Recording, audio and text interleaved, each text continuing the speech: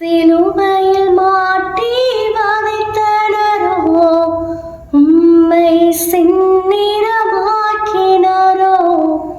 அப்போதும் அவர்காய் வேண்டினீரோ, அன்போடு அவர்களை கண்டீரென்றோ, அப்பாவும் மனம் பெரிதே, இயேசு அப்பாவும் மனம் பெரிதே.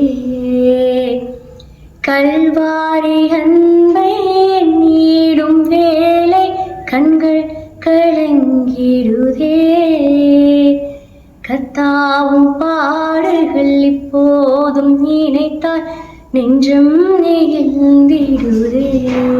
Price lord everyone. இன்னைக்கு குட் ஃப்ரைடே, புனித வெள்ளி சொல்லி தமிழ்ல சொல்லுவாங்க.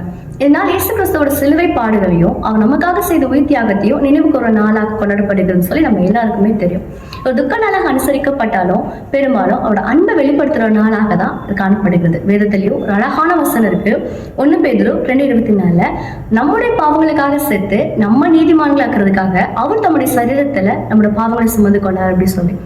இந்த நாள் மாத்திரம், வருஷத்துல ஒரு நாள் மாத்திரம் நினைவு கூறாம ஒவ்வொரு நாளும் நாளை நினைவு கூறுவோம், அவரோட அன்பை நினைவு கூறுவோம். ஒவ்வொரு நாளும் நம்ம லைஃபும் புனிதமாக்கப்பட்டுட்டே இருக்கும். God bless you.